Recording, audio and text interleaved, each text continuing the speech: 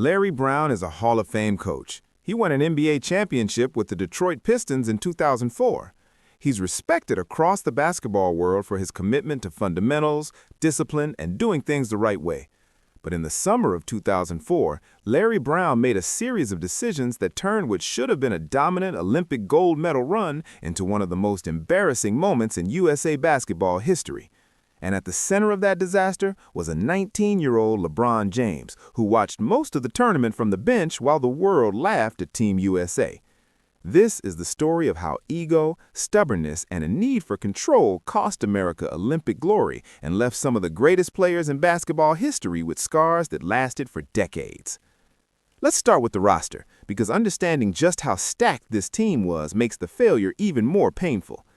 Team USA for the 2004 Olympics in Athens had LeBron James fresh off his rookie season where he proved he was the real deal. They had Allen Iverson, the 2001 MVP and one of the most electrifying players in the league. They had Carmelo Anthony, who had just led Syracuse to a national championship and was coming off one of the greatest college basketball seasons ever. They had Dwayne Wade, who was already showing flashes of superstardom in his second NBA season.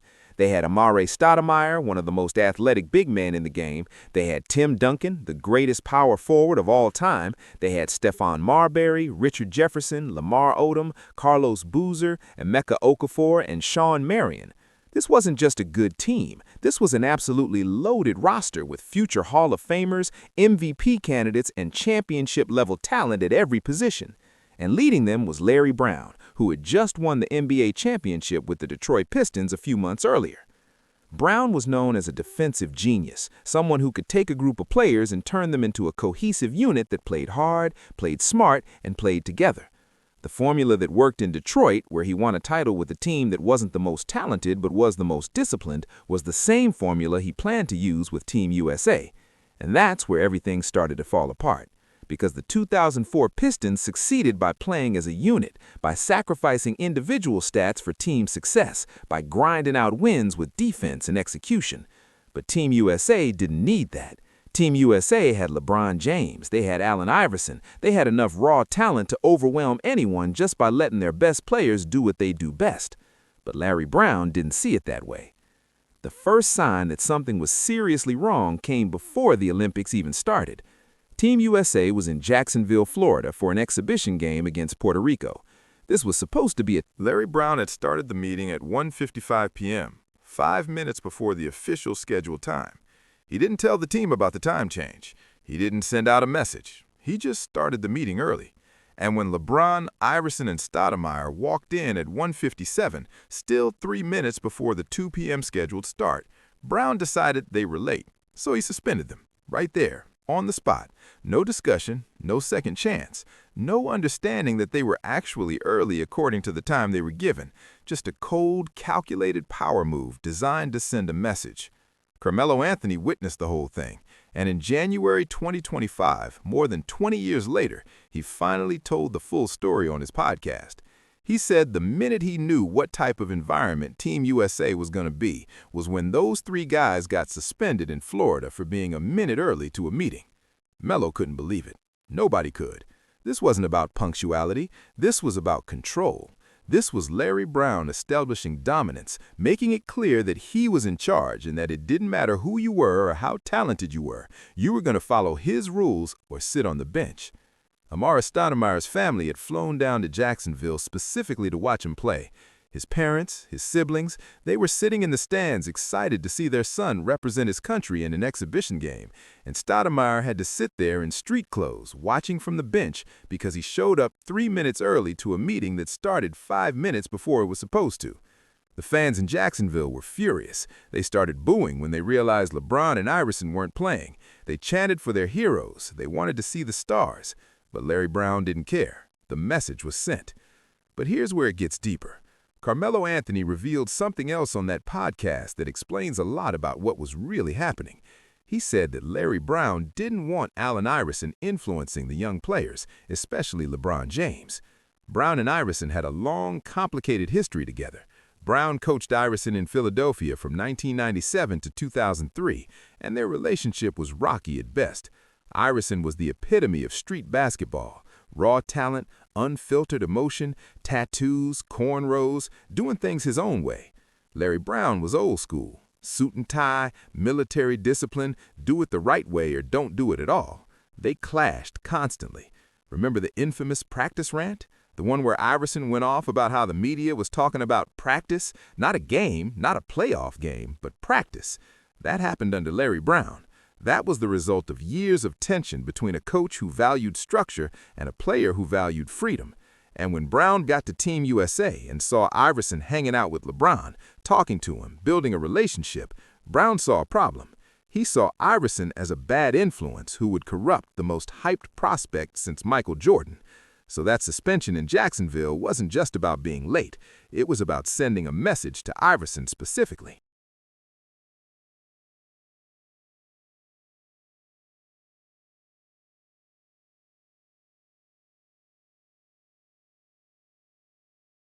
I'm not letting you lead LeBron down your path. This is my team, not yours.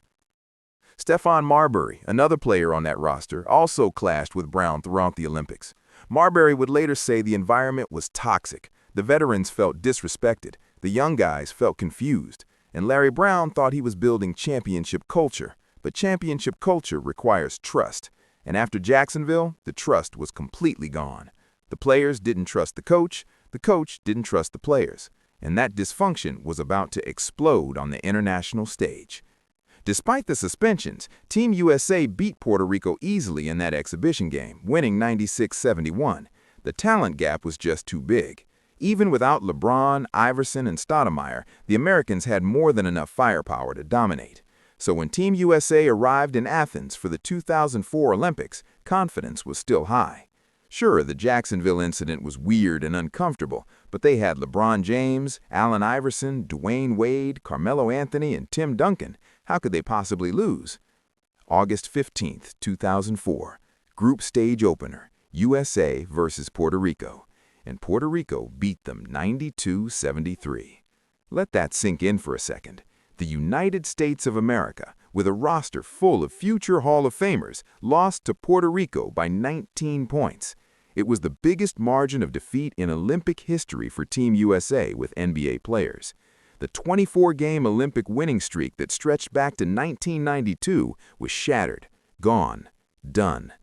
The faces on the American bench told the whole story. LeBron James looked stunned. Carmelo Anthony looked lost. Dwayne Wade looked confused. Because here's the thing that made it even worse. They barely played. LeBron James, the future greatest player of all time, averaged about 5 minutes per game throughout the entire tournament in Athens. Carmelo Anthony, who had just won a national championship and was one of the most unstoppable scorers in the country, same thing. Dwayne Wade, who would go on to win 3 NBA championships and become one of the greatest shooting guards ever, same thing. Larry Brown didn't trust the young guys. He went with veterans. He played it safe. He played the right way. And the right way got them embarrassed on the biggest stage in international basketball. After the Puerto Rico loss, Larry Brown stood at the podium and said the team had to play better defensively. There was no mention of the fact that his best athletes were glued to the bench. No acknowledgement that maybe, just maybe, letting LeBron James and Carmelo Anthony actually play basketball might have been a good idea. The criticism started immediately. Analysts were baffled. Fans were furious. Why is LeBron sitting? Why isn't Melo playing? What is Larry Brown doing? But Brown didn't budge. He had a system, and the system was more important than individual talent. Things didn't get better. They got worse. Lithuania beat Team USA in the group stage. Then came the semifinal against Argentina, and this is where the wheels completely fell off. Manu Ginobili dropped 29 points on Team USA. He was cooking.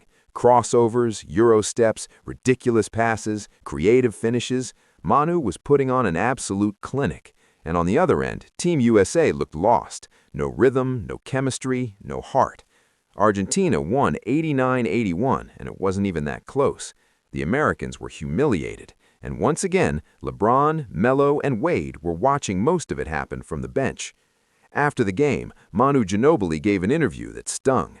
He said the rest of the world is getting better, and the Americans can't just show up anymore and expect to win. He was right, but it wasn't that the world got so much better. It was that Larry Brown refused to unleash the weapons he had.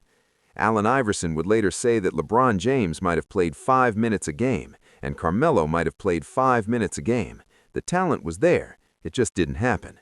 The pain in Iverson's voice when he talked about it years later was real. AI knew they should have dominated, but Brown's system got in the way. Team USA ended up playing Lithuania again in the bronze medal game. They won 104-96, securing third place. Bronze, not gold, not silver, bronze. It was the first time Team USA failed to win gold since NBA players were allowed to compete starting in 1992. The Dream Team era was officially over, and Larry Brown's obsession with discipline, with doing it the right way, with proving that his system worked, had cost America. LeBron James, just 19 years old, stood on that podium with a bronze medal around his neck. His face said everything. This wasn't what he signed up for. This wasn't the Olympic experience he dreamed of. He'd been humiliated, benched, and disrespected, all because a coach valued control over talent. And in the locker room after that bronze medal game, Carmelo Anthony made a decision. He looked at that bronze medal and decided it didn't mean anything. Not like this. Not after being disrespected for 3 weeks.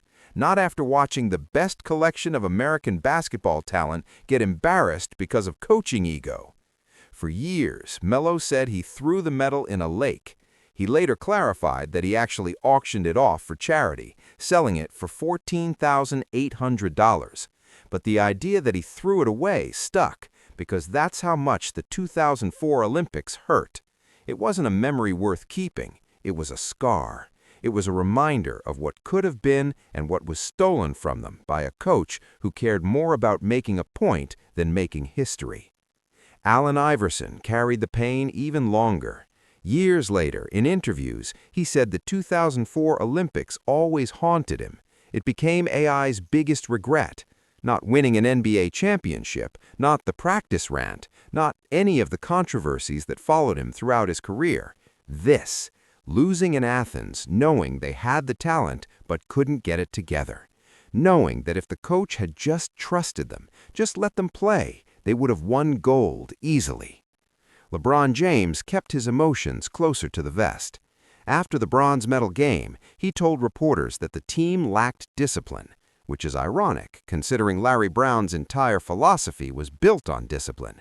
Maybe LeBron meant a different kind of discipline, the kind where you trust your best players instead of suspending them for being early to a meeting, the kind where you let talent win instead of forcing everyone into a rigid system that doesn't fit.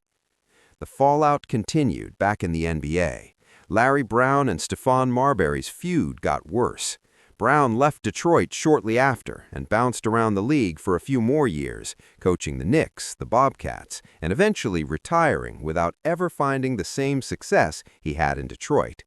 The players from that 2004 team vowed it would never happen again, and in 2008 they made good on that promise. The 2008 Olympics in Beijing saw Team USA come back with a vengeance. They called themselves the Redeem Team, and that name wasn't just marketing, it was personal. This time there was no Larry Brown. The coaching staff, led by Mike Krzyzewski, trusted the players. LeBron wasn't sitting on the bench, he was leading. Melo wasn't watching, he was scoring. Wade wasn't confused, he was dominating. Kobe Bryant joined the team and brought an intensity and focus that elevated everyone. And they won gold easily, convincingly, the way everyone knew they should have in 2004. Larry Brown never coached Team USA again. His time with the national team ended in Athens, with a bronze medal and a roster full of resentment. Players didn't speak his name for years. The suspension in Jacksonville became basketball folklore, a cautionary tale about what happens when ego gets in the way of greatness. In January 2025, Carmelo Anthony finally told the full story on his podcast, 21 years after it happened, and he still remembered every detail. The meeting, the suspension, the disrespect, the bronze medal he threw away or auctioned off, and the question that still hangs in the air. Did Larry Brown's ego cost LeBron James and Team USA their shot at Olympic glory? The answer is yes, Unquestionably, yes. Larry Brown had the most talented Olympic roster in history sitting on his bench. He had LeBron James at 19 years old, hungry, athletic, and ready to prove himself on the world stage. He had Carmelo Anthony, fresh off a national championship. He had Dwayne Wade and Allen Iverson. He had everything he needed to dominate, and he chose control over talent. He chose to prove a point over winning gold. And the result was the most embarrassing performance in USA basketball history. So the next time someone tells you that